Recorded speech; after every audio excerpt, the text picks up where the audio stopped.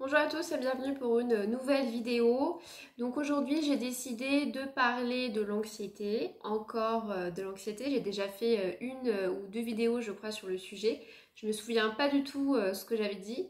Mais je me suis dit que là, en ce début d'année, avec la rentrée scolaire, avec la fin des vacances, avec le changement de saison, on pouvait ressentir une anxiété plus ou moins élevée et que du coup, c'était le bon moment pour en parler à nouveau, pour avoir à nouveau des pistes de réflexion et des pistes de soutien et d'aide, à travers cette vidéo et à travers vos commentaires également.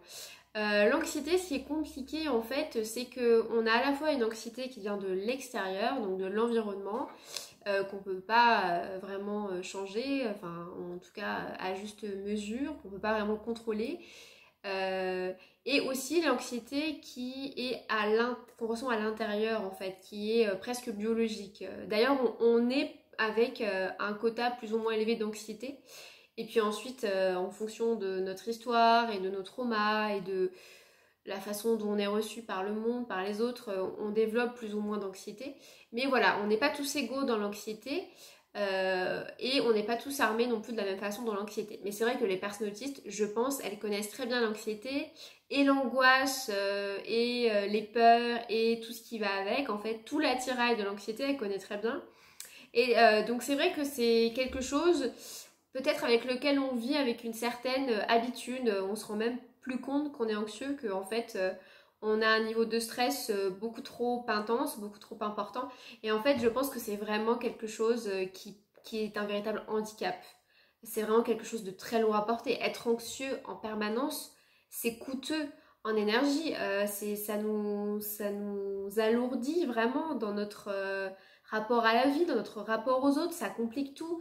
Et j'avais vraiment envie d'essayer de vous donner en fait dans cette vidéo, alors des conseils, je sais pas si je peux vraiment vous donner des conseils pour lutter contre l'anxiété parce que moi aussi je suis très anxieuse.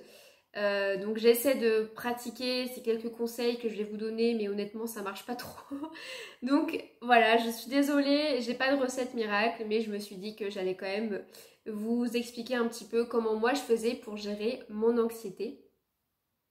Il y a quelque chose aussi que je voulais rajouter avant de me lancer, c'est de parler de la façon dont la société voit l'anxiété. Moi, ce qui me dérange beaucoup, c'est que je trouve que on a vraiment tendance à juger très vite les personnes anxieuses. De la même façon qu'on a tendance à juger très vite les personnes dépressives. On a l'impression que c'est de leur responsabilité, en fait. On a l'impression que c'est elles qui ont provoqué cet état et qu'elles sont en faute, elles sont en tort et que elles doivent tout faire pour aller mieux et que le fait qu'elles n'aillent pas mieux, c'est parce qu'elles ne font pas assez d'efforts. Enfin, je sais pas, mais il y a cette idée qui est en fait une idée psychophobe parce que ça vient du coup discriminer quelqu'un à cause de son trouble psychique. Euh, mais c'est quelque chose qui est très dur à vivre parce qu'on a l'impression que c'est mal vu d'être anxieux, qu'on n'a pas trop le droit d'en parler et que quand on en parle, finalement, on nous rend un peu responsable de ça, quoi. Alors que, voilà, moi je trouve que j'essaie de faire des efforts pour moins être anxieuse, je me prends en main comme je peux. Mais après, bon, si je continue à être anxieuse, voilà, je fais avec en fait. Et c'est inhérent à mon fonctionnement. Alors peut-être que plus tard, j'espère, je serai moins anxieuse, je serai plus calme. Mais en tout cas, si je suis anxieuse, j'estime que je ne suis pas à 100% responsable de cette anxiété parce qu'il y a aussi l'environnement, il y a aussi bon, le contexte en ce moment, il y a aussi la période un petit peu compliquée de la rentrée, il faut remettre un peu les habitudes, voilà, il faut remettre toutes ces habitudes en route. Et en plus, malheureusement pour nous, l'anxiété chez nous, j'ai l'impression elle se décline de plein de façons, hein, l'anxiété, l'angoisse, les peurs, les phobies, les tocs, enfin bon, voilà, on peut avoir tout l'attirail de l'anxiété et on peut aller jusqu'à une anxiété généralisée qui nous bloque totalement dans tous les aspects de notre vie, comme on peut avoir même un stress post-traumatique à cause de traumatismes voilà, qui n'ont pas été résolus et donc c'est très très entravant. Donc comment faire pour essayer de mieux vivre avec son anxiété? J'ai noté des petites choses, voilà, des petits conseils que moi j'ai fait plus ou moins consciemment pour tenter d'aller mieux. Voilà, mais le premier conseil que je vous donnerai, enfin que moi j'essaie de faire le plus possible, c'est de ne pas rester immobile, de ne pas rester figé dans mon anxiété. C'est-à-dire que souvent quand on est anxieux, quand on est angoissé, on a tendance à avoir envie de rester figé, focalisé sur notre angoisse et d'y penser encore et encore et encore, peut-être dans une volonté de pouvoir la contrôler, de pouvoir la maîtriser. Et en fait, je pense que c'est tout ce qu'il ne faut pas faire malheureusement. C'est-à-dire qu'il ne faut pas essayer de contrôler une angoisse, en tout cas mentalement, parce que déjà, nous, on a tendance à surintellectualiser, à beaucoup à être très cérébral. Donc si en plus on rajoute un effort cognitif derrière, je pense que c'est pas la bonne solution. Et ce qu'il faut essayer de faire, enfin c'est très difficile, mais c'est d'essayer pour rompre la chaîne de l'anxiété, c'est vraiment de se mettre en mouvement, d'essayer de sortir. Alors souvent, moi ce que je fais, c'est que je fais une marche. Et quand je dis une marche, c'est pas forcément 2 heures en fait. Mais il y a des études d'ailleurs qui montrent que si on veut diminuer l'angoisse, il vaut mieux marcher un petit peu tous les jours que 2 heures une fois par semaine, vous voyez. Donc, même si vous n'êtes pas forcément dans la campagne, au milieu de la nature, mais si vous pouvez sortir et marcher 30 minutes, peut-être que voilà, au bout de 30 minutes, vous allez réussir à vous détacher de ces pensées, de ces ruminations mentales. Et donc ça va vous... Voilà, après je crois qu'on sécrète quelque chose, je sais plus ce que c'est, et ça fait diminuer l'angoisse. Donc d'essayer de se mettre en mouvement, d'essayer de marcher, ça peut vraiment faire du bien. Bon, moi j'adore marcher dans la nature, j'essaie de le faire assez souvent, donc c'est encore plus génial parce qu'il y a la nature, les sons, les odeurs, les couleurs, voilà, je me sens beaucoup mieux aussi grâce à la nature, mais même en ville, je me dis que ça peut peut-être fonctionner si vous êtes dans un quartier plus ou moins calme. Et puis parfois aussi le bruit des autres, le bruit du monde, ça vient un peu parler dessus notre propre bruit, enfin, notre propre angoisse. Et donc ça vient un petit peu peut-être là encore la faire diminuer de cette façon. Après, vous pouvez aussi faire du sport, c'est pareil. Faut pas non plus faire 2 heures de sport, mais 30 minutes de sport, une bonne séance de sport, ça peut vraiment permettre de relâcher la pression et de vous faire penser à autre chose. Voilà, après moi en général quand je le fais, ça me fait du bien 2 heures, puis après je recommence à angoisser. Donc c'est assez court, mais je pense que apparemment de le faire très très régulièrement, ça permet vraiment de faire diminuer l'angoisse. Donc voilà. Après la deuxième chose que moi je faisais, mais naturellement sans savoir que c'était pour lutter contre l'angoisse, contre l'anxiété, mais ça on peut plus le faire, on peut plus trop le faire en ce moment malheureusement, c'est de voyager. Voyager, c'était vraiment une façon d'échapper à mon anxiété en fait. Hein. C'était je laissais toute mon anxiété derrière moi, toute l'anxiété je la laissais à l'endroit où je vivais et je partais vraiment délestée de ce lourd poids et j'arrivais à l'étranger, alors c'était souvent à l'étranger et là il y avait quelque chose de merveilleux parce que j'étais débarrassée de mon angoisse mais j'étais débarrassée aussi du poids d'être jugée par une société qui comprend pas mon fonctionnement, vous voyez. Et ça j'en ai déjà parlé dans une autre vidéo sur le voyage, mais vraiment de plus avoir à m'adapter, à me suradapter, à me justifier de ce que je ressens, de ce que je pense, de ce que je dis, enfin de tout, mais être vraiment prise en compte que pour tel que j'étais en fait, c'était hyper agréable. D'ailleurs, je pense que si on vivait que entre autistes, j'ai l'impression que on aurait sans doute beaucoup moins d'angoisse. Enfin, je vois pas. Je pense que vraiment, on se rend pas compte à quel point on se fait violence en vivant avec les autres, quoi. Et j'ai pas non plus envie de me couper totalement des personnes neurotypiques, hein, mais c'est vrai que c'est éprouvant pour moi. Et puis en plus, c'est éprouvant parce que je suis la seule à me rendre compte, entre guillemets, je suis la seule à savoir que, en fait, tu es différent de moi, je suis différente de toi et je m'adapte et je fais l'effort de te comprendre. Mais toi, comme tu ne sais pas, tu peux même pas faire ça, enfin, tu peux même pas conscientiser ça, donc faire l'effort aussi d'aller vers moi. À moins que tu aies beaucoup d'empathie, etc. Mais voilà. Du coup, c'est énormément, c'est une charge mentale, je trouve, très importante. Et donc de voyager, alors paradoxalement, c'est une autre charge mentale, parce qu'on doit anticiper, on doit préparer plein de choses. Il y a plein de nouveautés, etc. Mais je trouve que ça s'équilibre et puis c'est même gagnant parce que il y a beaucoup moins justement je trouve ce cercle infernal des ruminations. Voilà. Après le troisième conseil, alors la troisième chose que moi je fais parfois et qui me fait aussi du bien, qui permet de couper l'anxiété, l'angoisse, c'est de faire une tâche manuelle, voilà, très basique, très simple.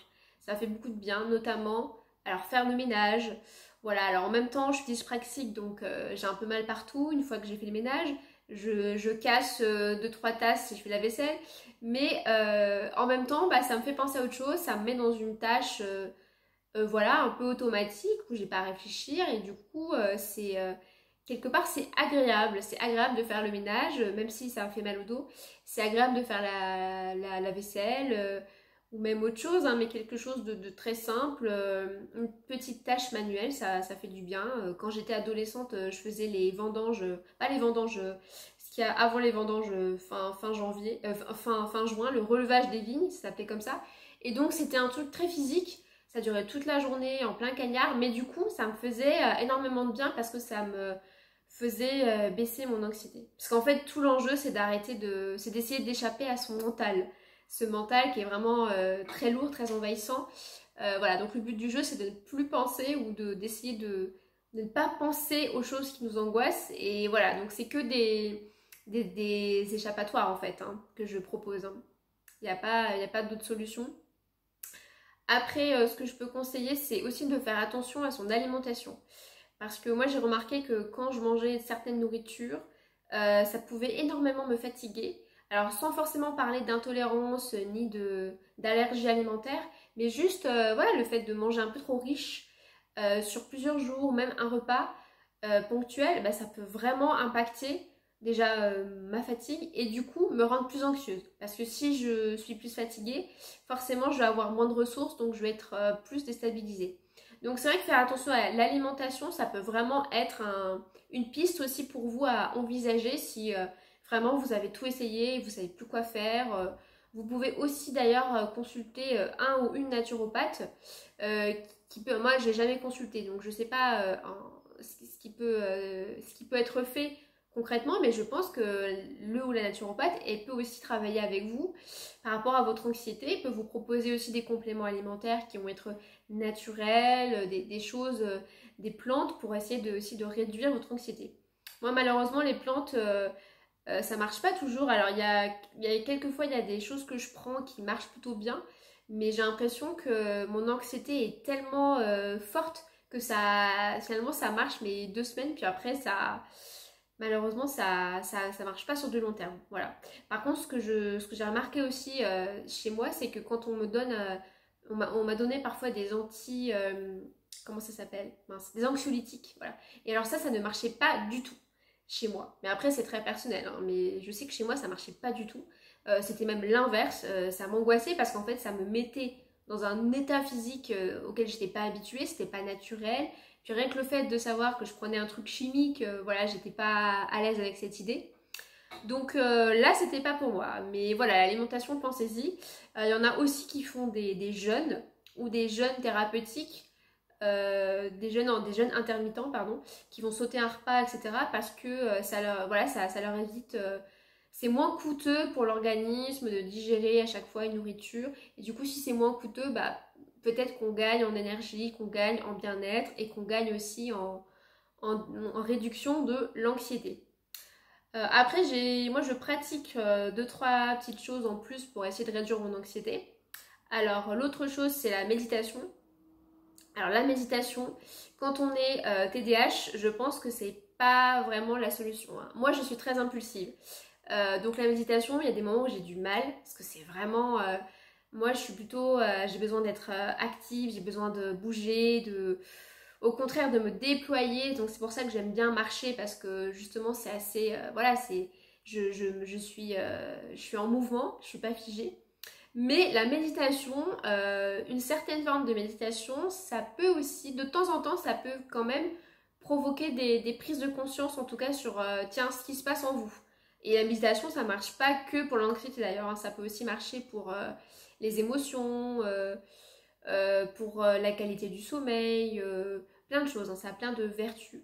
Donc moi je sais que la méditation que je préfère, c'est ce qu'on appelle un body scan ou un scan corporel.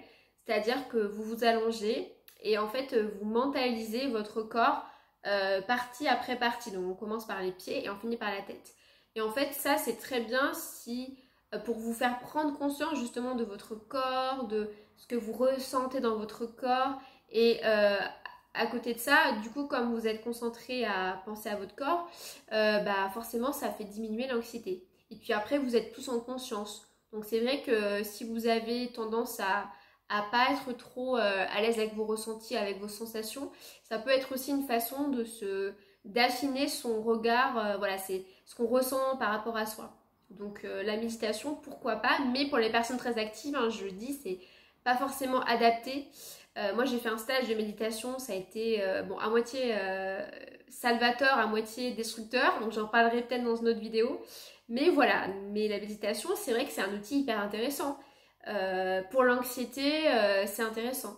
Après moi j'ai l'impression que notre anxiété elle est tellement élevée, enfin qu'il y a tellement de couches d'anxiété, que du coup peut-être que ça va diminuer une couche d'anxiété, mais après il y a toutes les autres couches.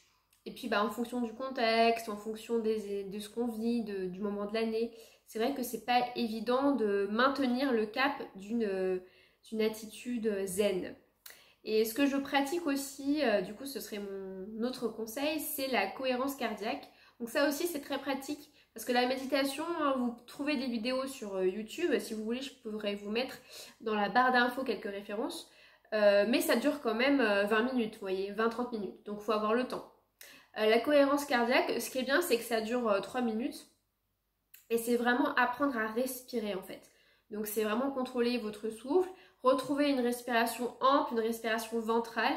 Et comme ça dure 3 minutes, bah moi j'aime bien parce que psychologiquement je me dis 3 minutes ça va, je peux le faire, ça va aller vite. Et en fait il faudrait le faire 2-3 fois par jour, tous les jours, pour ressentir les bienfaits. Moi je sais que je le fais seulement une fois par jour, voire deux, mais bon c'est plus rare.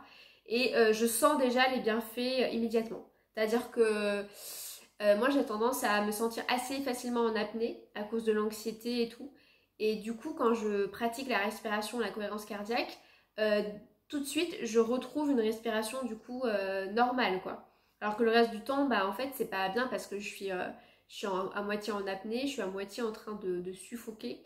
Et c'est vrai que en fait, le monde moderne aussi tel qu'il est fait nous laisse de moins en moins de pauses, alors que c'est dans les pauses, je trouve, c'est dans les transitions qu'on peut justement apprendre à retrouver notre souffle, à faire un peu le switch dans sa tête, à se dire bon ça c'est fini, maintenant je passe à ça. Et voilà, moi je parle de mon travail de prof, bon moi j'ai 5 minutes d'interclasse, autant vous dire que j'arrive pas du tout à switcher, enfin c'est très dur pour moi de switcher, de me dire ah là j'ai fini cette activité, maintenant je prends telle classe et je fais telle autre activité. Et donc se poser et souffler un peu, ça permet aussi de faire, voilà, de se mettre un peu à jour à ce niveau-là. Et par rapport à la respiration, il y a quelque chose que moi je pratique depuis 1 an, c'est le chant. Donc ça c'est mon autre conseil, c'est-à-dire de pratiquer une activité artistique. Donc moi j'ai fait atelier d'écriture, mais ça je sais pas si ça a vraiment aidé à réduire mon anxiété. J'ai fait de la danse, donc qui peut être pris comme un sport et aussi une activité artistique, mais je crois que ce qui m'a le plus aidé c'est le chant. En fait le chant je trouve ça hyper intéressant. Je trouve que tout le monde devrait faire des cours de chant, enfin devrait prendre des cours de chant, comme je pense que tout le monde devrait faire une psychothérapie par exemple, parce que en fait le chant ça part de la voix. La voix, c'est une partie essentielle de notre corps. Et en fait, parfois, on parle, mais on ne sait pas qu'on place mal sa voix. C'est impressionnant. Donc, il y a des gens qui parlent toute leur vie sans savoir qu'en fait, ils positionnent mal leur larynx ou leur... vous voyez ce que je veux dire? Et en fait, je trouve qu'il y a une image aussi à faire entre la voix VOIX et la voix VOIE. Et que tant qu'on n'a pas trouvé notre voix VOIX, la façon dont on veut chanter, dont on veut prononcer les sons, bah, ça en dit assez long sur la façon dont on n'arrive pas à trouver aussi notre voix VOIE. Et que par le chant, du coup, on peut aussi vraiment développer quelque chose, faire presque du développement personnel, parce que du coup, on apprend à chanter, donc à se positionner différemment, à prendre vraiment une voix qui vient du ventre. On apprend aussi le lâcher prise, on apprend à chanter donc et en fonction des difficultés de la chanson, c'est plus ou moins un challenge de chanter cette chanson. Et du coup, comme on apprend aussi à chanter, on apprend à respirer. Et donc ça aide aussi, je trouve, parce que c'est un vrai travail sur le corps. C'est comme une rééducation en fait du corps. Mais du coup, c'est aussi une rééducation de spirituelle. Et d'ailleurs, ma prof de chant me disait que souvent les chanteurs, ils n'ont pas de problème digestif ou de problème des douleurs au niveau du ventre, au niveau au moment de la digestion, parce que comme ils savent chanter, ils savent en fait eux-mêmes respirer, retrouver leur souffle et donc ne pas somatiser à un moment donné. Donc c'est hyper intéressant, je trouve, de lier cette pratique artistique à une volonté de faire réduire son anxiété. Alors après, ça peut être autre chose, hein, ça peut être la peinture, ça peut être le dessin, ça peut être... Mais je trouve qu'à travers la pratique artistique, même l'écriture, moi je trouve qu'il y a un vrai engagement du corps quand on écrit. Donc ça dit aussi quelque chose de son corps, c'est pas uniquement intellectuel, et du coup ça dit aussi de la façon dont on traverse ses émotions. Vous voyez, moi je suis assez, comme je suis assez impulsive, assez émotive, j'ai tendance à avoir une écriture très nerveuse, où j'écris très vite, et c'est vrai que du coup prendre conscience de ça, c'est bien, mais ensuite ça permet de se dire, ok, je vais essayer de faire différemment les choses et puis d'évacuer aussi des émotions par cette pratique artistique et donc du coup de libérer, de réduire l'anxiété. Et d'ailleurs, vous pouvez aussi pratiquer la sophrologie par exemple en groupe ou bien seul. Donc moi ça c'est quelque chose que je connais pas trop, mais je sais que ça se fait beaucoup. Et d'ailleurs, je ne comprends pas pourquoi les personnes autistes qui sont prises en charge par des psychologues ou même par le CRA ensuite, on ne leur propose pas une vraie prise en charge de l'anxiété. Parce que je trouve que c'est vraiment quelque chose qui est fondamental. Enfin, chez nous, c'est vraiment d'essayer de réduire cette anxiété et on devrait nous proposer un vrai plan de lutte contre l'anxiété. On devrait nous inciter à faire de la sophrologie, à faire même, bon, pourquoi pas des séances d'hypnose, ça dépend des goûts de chacun, de faire une activité sportive, mais vous voyez, de vraiment axer, même en psychothérapie, vraiment axé sur l'anxiété en fait, sur la prise en charge de l'anxiété. C'est hyper important. Ensuite, par rapport à l'alimentation, il y a aussi le sommeil. Bon, ça, je vous apprends rien, mais bien dormir, c'est fondamental, je pense, parce que moi, personnellement, quand je dors pas bien, je suis irritable, je suis débordée par mes émotions, je vais beaucoup me crisper physiquement. Et d'ailleurs, souvent, on peut développer ce qu'on appelle une anxiété somatisée ou une anxiété somatique, où là, c'est carrément le corps, en fait, qui cristallise des tensions à cause d'une anxiété. Et parfois ça peut être mal compris aussi parce que souvent on croit que la somatisation c'est que lié à des émotions. Et donc ce serait la preuve d'un traumatisme, d'un non-dit, de quelque chose que le patient n'arrive pas à digérer et donc qui se serait cristallisé dans le corps. Mais pas toujours, ça peut aussi être tout simplement l'anxiété en fait. Ça peut être un stress important qui est lié au quotidien, qui est lié aussi à notre fonctionnement et qui se dépose dans le corps, mais il n'y a pas forcément une cause, vous voyez, émotionnelle ou psychique. Et du coup, travailler sur l'anxiété, déjà avoir conscience qu'on est anxieux, c'est déjà énorme. Moi, j'ai mis 24 ans avant d'avoir conscience que j'étais anxieuse. Peut-être un peu moins, 21 ans, mais en fait, il a fallu qu'un médecin l'écrive sur une feuille dans un courrier qui était adressé à un autre médecin et que j'ai lu, alors que c'était même pas adressé à moi, pour que je lise que j'étais très anxieuse et que je réalise en fait que je l'étais. Parce qu'avant je ne le réalisais pas. Donc déjà le réaliser c'est déjà beaucoup. Et vous allez le voir souvent quand vous êtes dans un endroit calme ou avec des gens calmes. Et là en fait vous allez vous sentir en décalage parce que vous n'allez pas vous sentir calme du tout. Vous allez sentir en vous en fait toute l'anxiété, justement, le chaos, les émotions, le stress, je sais pas comment on pourrait appeler tout ça. Et donc c'est dans ces moments-là que ça va vous révéler un peu en miroir que en fait ça ne va pas, vous êtes trop anxieux et il faut s'en occuper. Voilà, il faut prendre soin de soi par rapport à ça. Et mon dernier conseil, du coup, ce serait Ah oui, j'ai deux autres conseils. J'ai un autre aussi, un autre conseil, c'est que moi j'ai remarqué que souvent, quand je regardais une série, quand j'assistais à une conférence, donc quand finalement j'étais occupée, que j'étais assise, et bien c'était là où justement je pouvais aussi avoir des ruminations, avoir des pensées automatiques. Et du coup, ça devenait parfois pour moi insupportable de rester assise à la même place, de regarder quelque chose, même si ça me passionnait, parce que j'étais complètement envahie par des émotions, par des pensées négatives, et qu'en fait, il fallait que je m'occupe les mains. Et du coup, j'ai remarqué que si j'arrivais à m'occuper les mains, pendant que je regardais une série, pendant que je regardais une conférence ou autre chose, du coup, j'étais beaucoup moins anxieuse. Donc, ma stratégie, ça a été de m'acheter des mots croisés ou des mots fléchés. Alors je ne fais jamais ça normalement, mais là j'ai fait ça. Et du coup quand je regarde un truc à la télé ou quand je regarde une conférence, et bah du coup je fais mes petits mots croisés machinalement et du coup ça m'évite d'être trop dans mes pensées. Alors après si vous bon ça peut ne pas être les mots croisés, mais par exemple ça peut aussi être avoir un truc dans les mains. Donc c'est pour ça qu'il existe d'ailleurs des anti-stress, hein, c'est des espèces d'objets que vous pouvez saisir pour ne pas être trop occupé et trop stressé. C'est la question justement des pensées aussi qui vous arrivent dans ces moments-là. Parfois, c'est des pensées qui sont automatiques. Et c'est pour ça que certaines personnes font par exemple des thérapies brèves, des TCC, pour apprendre à ne plus avoir ces pensées automatiques qui arrivent et qui sont angoissantes.